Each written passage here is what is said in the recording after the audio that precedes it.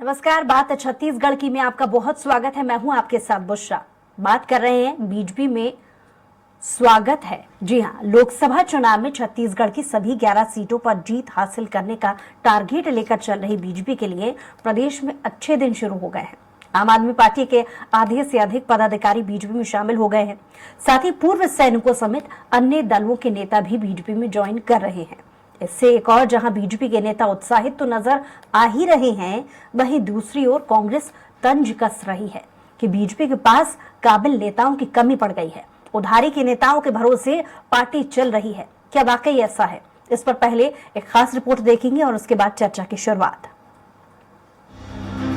लोकसभा चुनाव से पहले भाजपा में प्रवेश का सिलसिला शुरू हो गया है। प्रदेश प्रभारी ओम माथुर और मुख्यमंत्री विष्णुदेव साय की मौजूदगी में 400 से अधिक नेता व कार्यकर्ताओं ने बीजेपी में प्रवेश किया। इनमें आम आदमी पार्टी के प्रदेश उपाध्यक्ष आनंद प्रकाश मेरी के साथ ही संगठन के पदाधिकारी और जिला बॉडी के पदाधिकारियों ने भाजपा ज्वाइन की है। इसके साथ ही अखंड लोकतांत्रिक पार्टी के विनोद पटेल ने भी पूरे संगठन के साथ अपनी पार्टी का बीजेपी में विलय किया है। शिवसेना के नेता और पूर्व सैनिक भी बीजेपी में शामिल हुए हैं। बता दें कि विधानसभा चुनाव 2023 से पहले दूसरी पार्टी के करीब 20,000 पदाधिकारियों और कार्यकर्ताओं ने भाजपा ज्वाइन की थी। इसमें गुरु खुशवंत साहिब, संपत अग्रवाल, कामता जोहेले, ओम प्रकाश देवांगन, योगेश तिवारी, IAS नीलकंठ टेकाम जैसे दिग्गजों के नाम शामिल हैं। इनमें से गुरु खुशवंत साहिब, संपत अग्रवाल और नीलकंठ टेकाम को भाजपा ने टिकट भी दी और वे विधायक जीतकर भी आए। विधानसभा में दूसरी पार्टियों को प्रवेश करवाने का जिम्मा धर्मलाल कौशिक और सौरभ सिंह का था। दिल्ली में जीत की समीक्षा में इस बात को भी सबने माना है कि भाजपा प्रवेश ने प्रदेश में बड़ा माहौल बनाया, इसलिए इसे लोकसभा चुनाव की रणनीति में भी शामिल किया गया है। इसी कड़ी में करीब 400 लोगों को बीजेपी में प्रवेश कराया गया। बीजेपी के प्रदेश प्रभारी ओम माथुर ने भाजपा प्रवेश करने वालों को लेकर कहा है कि उन्होंने राष्ट्र निर्माण का रास्ता चुना है। बीजेपी कार्यकर्ता की पार्टी है। अगर राष्ट्र को वापस सोने की चिड़िया बनाना है, वो बीजेपी बनाएगी। देश में 2014 के बाद से एक ऐसा मर्द प्रधानमंत्री बना जो देश की बात करता है।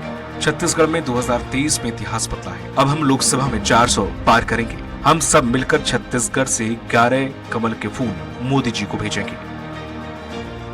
लोक कल्याण की योजनाओं से प्रभावित होकर के समाज जीवन का प्रत्येक वर्ग लगातार ज्वाइनिंग हो रही है और आने वाले दिनों में और ज्वाइनिंग आपके सामने दिखेगी। जब हमने कहा सबका साथ, सबका विकास, सबका सहयोग, उसी के नाते हम चाहते हैं कि समाज जीवन का प्रत्येक वर्ग पार्टी में काम में लगे। यही मेरी।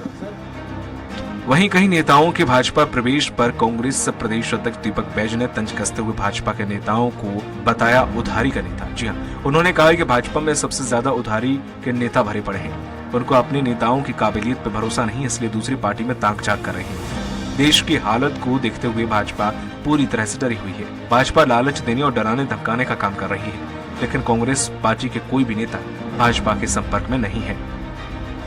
देखिए, भारतीय जनता पार्टी अगर पूरी पार्टी में आज भी देखेंगे पूरे देश में, तो सबसे ज्यादा उधारी के नेता उनके पास भरे पड़े हैं। उनको अपने नेताओं की काबिलियत पे उनको भरोसा नहीं है, इसलिए दूसरे पार्टी में वो जांच ताक कर रहे हैं। मैं समझता हूं उनको पता है देश की हालात क्या है। देश की हालात को देखते हुए भारतीय जनता पार्टी पूरी तरह से डरी। बहरहाल बताया जा रहा है कि कांग्रेस में विधानसभा का टिकट कटने से नाराज चल रही कई पूर्व विधायक भी भाजपा के संपर्क में हैं। आने वाले दिनों में कांग्रेस, बसपा और JCCJ के कुछ नेता भी बीजेपी में शामिल हो सकते हैं। अब देखना होगा कि भाजपा में शामिल होने वाले इन नेताओं से बीजेपी को लोकसभा चुनाव में कितना फायदा मिलता है। स्वराज एक्सप्रेस के लिए रायपुर से दिलीप साहू की रिपोर्ट।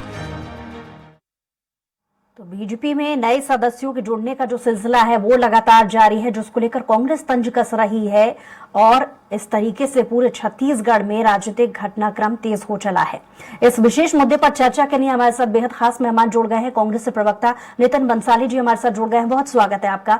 बीजेपी से नेता सुनील चौधरी जी भी हमारे साथ जुड़ गए हैं, आपका भी बहुत स्वागत है। और वरिष्ठ पत्रकार बाबूलाल शर्मा जी भी जुड़ गए हैं, बहुत स्वागत है आपका भी।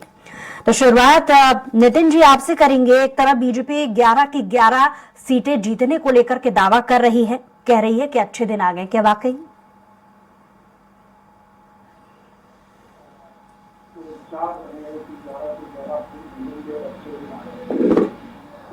11 के 11 फूल खिलेंगे और अच्छे दिन आ गए, ठीक है। खुली आंखों से सपना देख रहे हैं, देखें, इसमें कोई फर्क नहीं पड़ता। चुनाव जो होंगे लोकसभा के, वो मुद्दों पर होंगे, जनता के मुद्दों पर।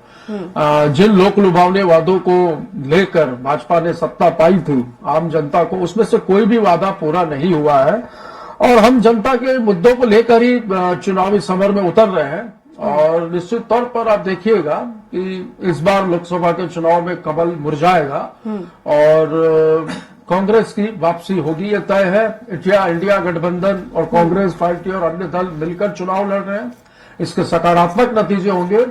और बिल्कुल ये गलत फहमी में भाजपा को नहीं रहना चाहिए, अति आत्मविश्वास पर घमंड में नहीं रहना चाहिए कि 11 के 11 कमल जो यहां से खिलेंगे और वो इसको लेकर दिल्ली जाएंगे, तो ये खुली आंखों से सपना देख रहे हैं। ये तो पार्टी की एक व्यक्तिगत राय को लेकर के मैंने आपसे प्रतिक्रिया ले ली, लेकिन आपको नहीं लगता बतौर चुनौती अगर बात की जाए, आम आदमी पार्टी के आधे से अधिक पदाधिकारी जो है वो बीजेपी में शामिल हो गए हैं, तो कांग्रेस इसे क्या चुनौती नहीं मानती है? क्योंकि हम न सिर्फ आम आदमी पार्टी की यहाँ पर बात कर रहे हैं, बल्कि दूसरी जो राजनीतिक पार्टियां हैं उनसे भी भरपूर जो समर्थन है या पार्टी में ज्वाइन करने का जो सिलसिला है वो देखा जा रहा है।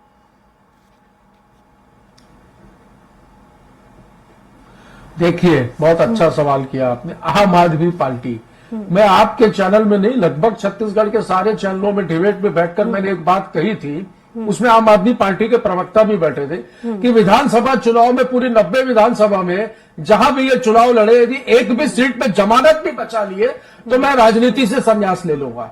और वैसा ही हुआ। अब ऐसे लोग यदि वहां पर जा रहे हैं और उनको यदि उनको लेना है, चुनौती मानने को लेकर के मेरा सवाल है।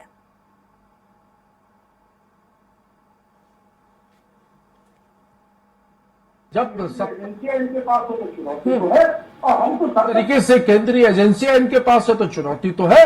और हम तो सरपंच का चुनाव भी यदि कोई हमारा प्रत्याशी चुनाव लड़े तो हम उसको चुनौती ही मानते हैं। अति आत्मविश्वास है, इसको लेकर के प्रतिक्रिया ले लेते हैं। निश्चित तौर पर चुनौती है और चुनौतियों का सामना हम करेंगे और जीतेंगे, ये भी तय है। सुनील जी, अपने जवाब की शुरुआत इस बात से पहले कीजिएगा, थोड़ी देर पहले कह रहे थे नितिन जी कि आम आदमी पार्टी जिसके नेता जिनके जमानतें जब्त हो गई हैं, उन्हें अगर ज्वाइन कर भी रही है बीजेपी, तो इसको लेकर के खासा फर्क कांग्रेस पर नहीं पड़ रहा है। इससे शुरुआत कीजिएगा।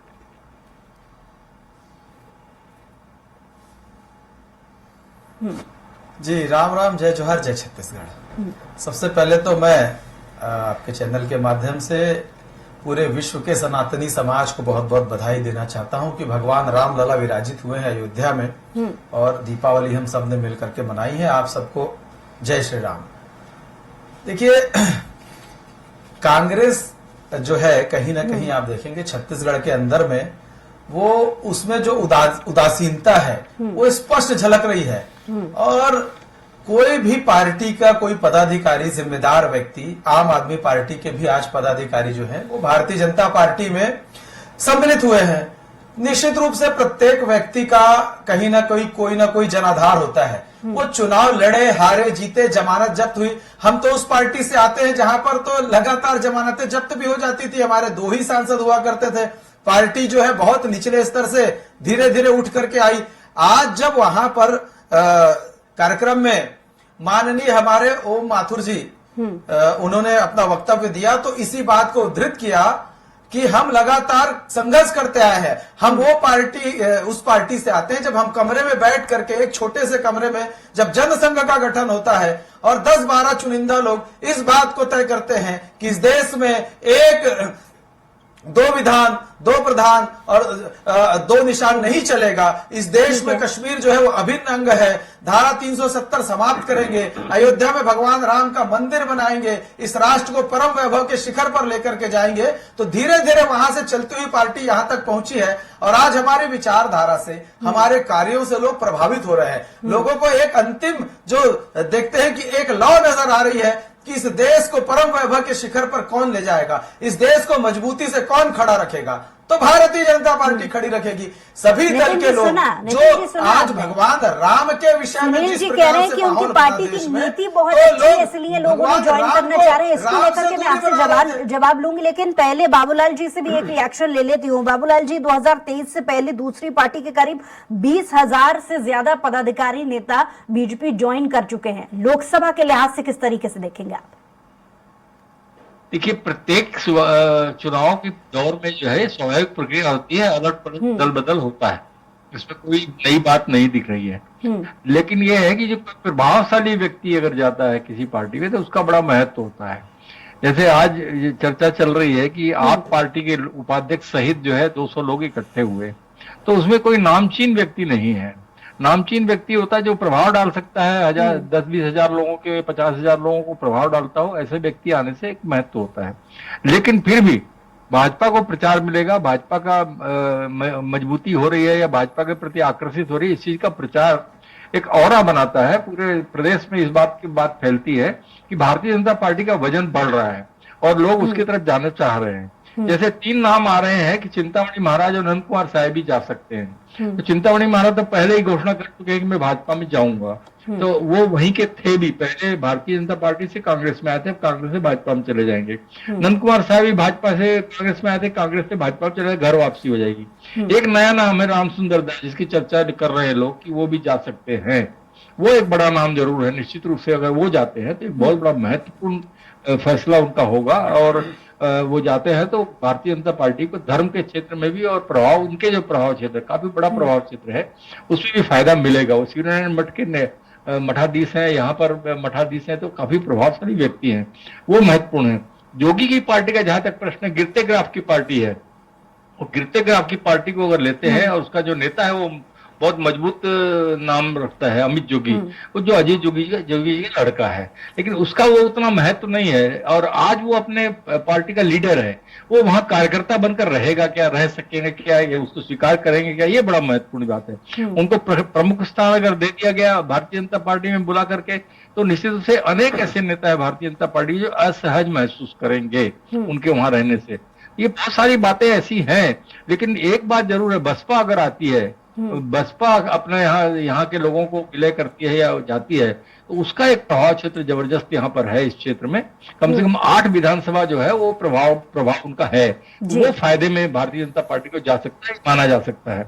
और निश्चित रूप से ये स्वाभाविक प्रक्रिया है, चुनाव है लोकसभा के, और लोकसभा के चुनाव के पास अगर इतने लोग आ रहे हैं तो निश्चित रूप से भारतीय जनता पार्टी का एक प्रभाव क्षेत्र जो है बढ़ रहा है, आकर्षण बढ़ रहा है, ये दिखता है। नितिन जी, आपसे सवाल के बात यहाँ पर पार्टी छोड़ने वाले लोगों का नहीं है या छोटी राजनीतिक पार्टियों को लेकर के नहीं है। जैसा कि जिक्र यहाँ पर सुनील जी भी कर रहे थे, क्या हार का असर पड़ा है? क्योंकि वो अपने पार्टी की नीतियों का भी जिक्र कर रहे थे। राष्ट्रीय निर्माण का रास्ता जो लोग चुनना चाह रहे हैं, जिन्हें बीजेपी की नीति पसंद आ रही है, वो लोग ज्वाइन कर रहे हैं। देखिए, अब कौन सा राष्ट्र निर्माण ये कर रहे हैं मेरे समझ से तो परे है। यदि मैं मुद्दों पे इसका भी जवाब ले लेंगे जी, संवादहीन हो जाएंगे सारे लोग भाजपा के, ये भी मैं बता दूं। हाँ नहीं, बिल्कुल मैं आपको सही कह रहा हूँ। और बाकी रहा सवाल लोगों का दूसरे दलों में जाना, सामान्य प्रक्रिया मानता हूँ मैं इसको, क्योंकि बहुत बड़ी बात नहीं है लोग। लेकिन आपकी पार्टी के भी आपने बोला कि सवाल यहाँ पर ये बाबूलाल जी ने भी एक जिक्र किया था कि सवाल यहाँ पर ये भी है कि आपकी पार्टी के भी बहुत सारे नेता बीजेपी ज्वाइन कर रहे हैं। पता है आप क्या कांग्रेस की नीति समझ नहीं आ रही है उन्हें? कर रहे हैं जी, ये वो जब कर लें तब डिबेट करना। अभी आप कर रहे हैं वाली बात बीजेपी दावा कर रही है, इसलिए जवाब तो मैं आपसे ही लूंगी ना। आपकी पार्टी कर ले, जब आप फिर से डिबेट नहीं, फिर दावा तो मैं भी कर दूं आज। दावा तो मैं भी आज कर दूं कि बीजेपी के कई लोग मेरे संपर्क में, हमारे संपर्क में कांग्रेस ज्वाइन करेंगे, असंतुष्ट है, असंतुष्टों की फौज है बीजेपी में। ठीक है, अभी समय है इनका। और बाकी रहा सवाल कार्यकर्ताओं का जो आप कह रही है, तो ठीक है, चुनाव हारे हैं, हौसला नहीं हारे हैं, मायूसता है, इस चीज को मैं एक्सेप्ट करता हूं कि कार्यकर्ताओं में दुख और मायूस है वो, पर ठीक है, उसको समय पे ठीक कर लिया जाएगा। और नई नीति, नई रणनीति के साथ हम जो है वो मैदान में उतरेंगे और निश्चित तौर पर देखिएगा तगड़ी फाइट देंगे। और नतीजे जो हैं, जैसे विधानसभा में अप्रत्याशित नतीजे हुए, किसी भी एग्जिट पोल ने, किसी भी सर्वे एजेंसी ने, किसी ने भी ये नहीं कहा कि कांग्रेस की सरकार छत्तीसगढ़ में नहीं बन रही है। पर देखिए, कांग्रेस की सरकार नहीं बनी, कांग्रेस की सरकार बन रही है ये कहा जा रहा था, पर कांग्रेस की सरकार नहीं बनी और ऐसे नतीजे आएंगे ऐसा किसी ने नहीं सोचा था।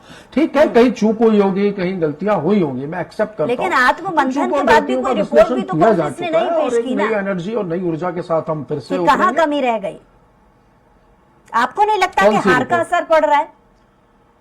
नहीं, कहां कमी रह गई और क्या, ये आंतरिक मामले होते हैं। कांग्रेस लोकतांत्रिक पार्टी है, आंतरिक मामले होते हैं। यहाँ पर निचले स्तर के कार्यकर्ता को भी बोलने का अधिकार है और वो बोलता है। ठीक है, आपके सवाल का जवाब ले लेते हैं। राष्ट्रीय निर्माण का रास्ता चुनने का जिक्र जब बीजेपी कर रही है तो वह राष्ट्रीय निर्माण की जो नीति है वो समझना चाह रहे हैं यहाँ पर नितिन जी, सुनील जी।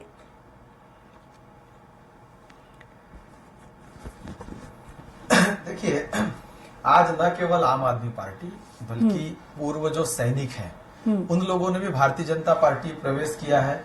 एक पूरी पार्टी, अखंड लोकतांत्रिक पार्टी के भी सभी पूरी पार्टी का विलय भारतीय जनता पार्टी में हुआ है। शिवसेना के भी पदाधिकारी भारतीय जनता पार्टी में आए हैं, पंच सरपंच भी आए हैं, जनपद के सदस्य भी आए हैं और न केवल आज आए हैं, ये लगातार प्रक्रिया चलेगी। और मैं बताना चाहता हूं, बड़े विश्वास के साथ बताना चाहता हूं और मजबूती के साथ इस बात को कहना चाहता हूं कि आज कांग्रेस के कार्यकर्ता लगातार संपर्क में है कि हम भारतीय जनता पार्टी में प्रवेश करना चाहते हैं। न कार्यकर्ता वरन बड़े बड़े नेता वो भी चाहते हैं कि भारतीय जनता पार्टी में वो आ जाए, क्योंकि उनको जो वर्तमान परिस्थिति वो समझ में आ रही है कि कांग्रेस में रह करके न देश का भला हो सकता है, न समाज का भला हो सकता है, न कांग्रेस पार्टी में जो है इस आगे का कोई विजन जो है वो कहीं नजर नहीं आता। भारतीय जनता पार्टी में आने का मूल कारण यही बचा है कि कांग्रेस के कार्यकर्ता अब अपने ही आस पड़ोस में मुंह दिखाने लायक नहीं बचे हैं। जिस प्रकार से कांग्रेस के निर्णय आते रहे हैं, चाहे आप पिछली से 5 साल की सरकार छत्तीसगढ़ में देख लो, चाहे भगवान श्री राम जी के मंदिर निर्माण के विषय का जो जिस प्रकार से न्योता, लेकिन कांग्रेस पार्टी ये भी कह रही है कि उधारी के नेता भारी पड़े हुए हैं बीजेपी में, टूटा हुआ मन से कहीं महसूस करता है वो। साथ ही लालच देने और डराने धमकाने का काम बीजेपी कर रही है। कांग्रेस की तरफ से स्टेटमेंट है, इस पर भी रिएक्शन चाहूंगी। कार्यकर्ता ही नहीं, बिल्कुल बिल्कुल नहीं, हमने कहीं उधारी के नेता की नहीं। देखिए, उधारी पर तो पूरी कांग्रेस पार्टी, उधारी नहीं है, खरीद लिए है, तो बोलो डराने धमकाने, उधारी नहीं है तो खरीद लिए, बोलो ना, कैश पेमेंट पे खरीद लिए, बोलो। स्वीकार कर लिया, बिल्कुल नहीं। जो भ्रष्टाचारी है उसको डर लगता है, जो भ्रष्टाचार किया है, उधारी में नहीं लिया है, कैश खरीदा है कि चेक दिया है कि वो गूगल पे किया है, वो डरे ना भाई। जो ईमानदार है, जो देश के लिए कुछ करना चाहता है, जिसके लिए देश प्रथम है, जिसके लिए सब कुछ ये है कि हम जनता के लिए हम समर्पित कर देंगे, उसके लिए काम करेंगे। कल मोदी जी ने कितनी अच्छी बात कही, हमारे सरसंघ चालक जी ने वहां अयोध्या में कितनी अच्छी बात कही कि हमने, ठीक है, बाबूलाल जी की तरफ रुख करूंगी। बाबूलाल जी, अब हमारा समय आ गया कि हम उस मातृभूमि बतौर मीडिया एनालिसिस, जैसा कि मैंने कुछ देर पहले आपके सामने आंकड़ा भी पूछा था कि 2023 से पहले लगभग 20,000 पदाधिकारी बीजेपी ज्वाइन करे, इसके पीछे कारण क्या समझते हैं आप? कि क्या नीति प्रभावित कर रही है या कांग्रेस की हार से कहीं ना कहीं असर हुआ है, या छत्तीसगढ़ में बीजेपी की मजबूती अचानक से उभर करके फिर से आई है, इसे कारण माना जा सकता है? देखिए, कारण 20,000 का आंकड़ा कहां से आया है मैं ये भी नहीं कह सकता कि 20,000 लोगों ने किया, लेकिन बहुत से लोगों ने किया। ये सभी पार्टियों का आंकड़ा मैं बता रही हूँ आपको। नहीं, 20,000 सारी पार्टियों से भारतीय जनता पार्टी में गए, ऐसा आंकड़ा मुझे जानकारी में नहीं है। कितने आंकड़े की संख्या कितनी है मुझे नहीं मालूम है। मैंने जो आपने पहले कहा ना, कांग्रेस के लोग भी भारतीय जनता पार्टी में जा रहे हैं, ऐसा मैंने नहीं कहा था। मैंने कहा था कि रामसुंदर दास जो इस्तीफा दे चुके हैं कांग्रेस से, उनका इस्तीफा भले स्वीकृत नहीं हुआ है, वो उनकी चर्चा है कि वो जा सकते हैं, तो वो प्रभावशाली होगा, वैसा मैंने कहा था। और जहां तक देखिए, ये जो परिस्थितियां बन रही है, ये चुनाव के पहले ऐसी स्थितियां बनती हैं और अभी कुछ बड़ी बात नहीं है कि कांग्रेस की तरफ भी कुछ लोग आ जाए, कोई बड़ी बात नहीं है। ये एक स्वाभाविक प्रक्रिया है कि ऐसे मौकों पर जब लोगों को अपने स्वार्थ सिद्ध होते हुए नहीं दिखते हैं या अपनी पार्टी की कमजोरी समझ में आती है कि वहां कोई भविष्य नहीं दिखता है, तो वो कोई एक पार्टी को चुनने का प्रयास करते हैं। तो वो पार्टी इस वक्त जो आभा मंडल बना हुआ है राम मंदिर के औरा के कारण, कल जो राम मंदिर का जो प्रचार प्रसार टीवी डिबेट्स में देखिए, चाहे टीवी के प्रचार में देखिए, भव्य कार्यक्रम का जो प्रसारण हुआ, उसका भी एक बहुत बड़ा प्रभाव, जिन लोगों ने वहां पर पार्टिसिपेट किया, बड़े बड़े लोग, बड़े बड़े नेता, बड़े बड़े अभिनेता वहां गए, उनको दिखाया गया, तो उसका जो प्रभाव है वो प्रभाव भी लोगों के दिमाग में पड़ा है। और निश्चित रूप से जो है उस प्रभाव का असर भी लोगों के दिमाग में है कि ये पार्टी जो है कहीं न कहीं बढ़ते हुए ग्राफ की पार्टी है, ये हिंदुस्तान को बनाने की बात कर रही है, तो ये प्रभाव पड़ता है।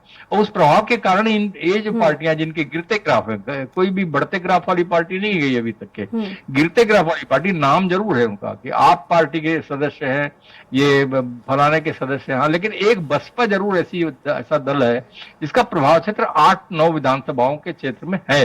वो अगर जाती है तो निश्चित रूप से उसका बड़ा प्रभाव पड़ेगा, ऐसा मैंने कहा। और ये जो है ये स्थितियां जो है वो स्वाभाविक है। ठीक है, नितिन जी से सवाल मेरा कि मैं वही दोबारा अपना सवाल दोहराना चाहूंगी कि क्या कांग्रेस को इस बात पर आत्ममंथन करने की आवश्यकता नहीं है कि पिछली हार का कहीं ना कहीं उनके नेताओं में असर हो रहा है? क्योंकि भले ही ये दावा कांग्रेस करती रही हो कि उनके नेता बीजेपी के संपर्क में नहीं है, लेकिन नाराज चल रहे जो विधायक हैं उन्हें साधने की कोशिश में भी कहीं ना कहीं कांग्रेस लेट लतीफी दिखा रही है। क्योंकि पिछले बार के चुनाव में भी हमने देखा कि विधानसभा का टिकट कटने से कुछ नेता नाराज चल रहे थे। अगर उन्हें साधने की अभी से कोशिश नहीं की तो खामियाजा लोकसभा में भुगतना पड़ सकता है।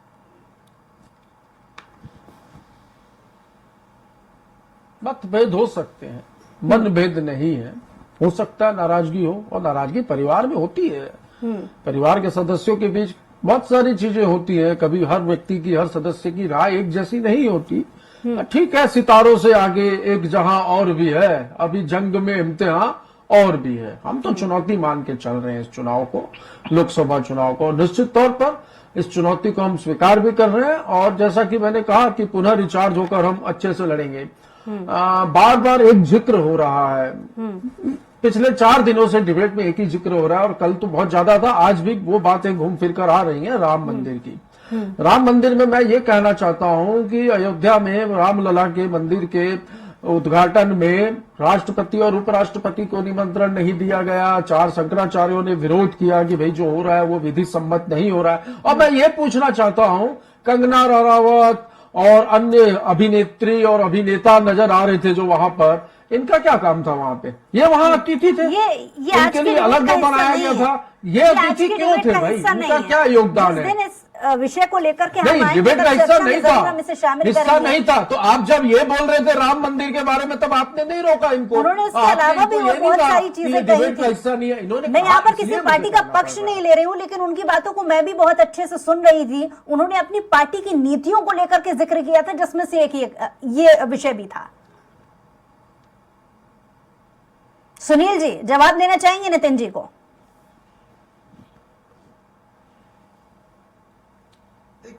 देखिए, जवाब तो जनता दे रही है अब कांग्रेस को। सबको समझ में आ रहा है कि जिस प्रकार से देश की परिस्थितियां हैं, देखिए काल चक्र परिवर्तित हो रहा है देश के अंदर में।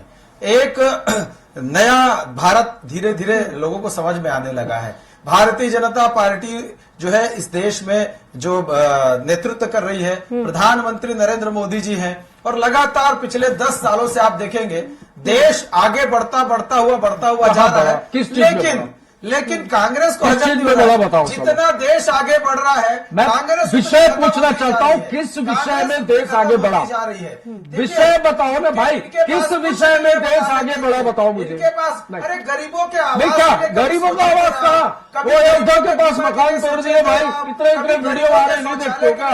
ये शौचालय बनाना विकास हो गया? सोचे थे आप? इन्होंने पता है आपको गरीबी रेखा से जो लोग बाहर हुए उसका सर्वे क्या किया है कि एक गांव में 5 लोगों के घर में शौचालय हो। और बातचीत के लिए और सुनील जी आपका भी बहुत शुक्रिया, बाबूलाल जी आपका भी बहुत शुक्रिया हमारे साथ डिबेट में शामिल होने के लिए। बहरहाल जिस तरीके से बीजेपी में नए नेताओं के शामिल होने का सिलसिला जारी है, कहीं ना कहीं ये सवाल भी उत्पन्न हो रहा है कि क्या वाकई में इसका सीधा असर लोकसभा के चुनाव पर पड़ेगा। ये देखने वाली बात होगी। हमारी खास पेशकश में इतना ही। कुछ और खबरों के लिए देखते रहिए स्वराज एक्सप्रेस।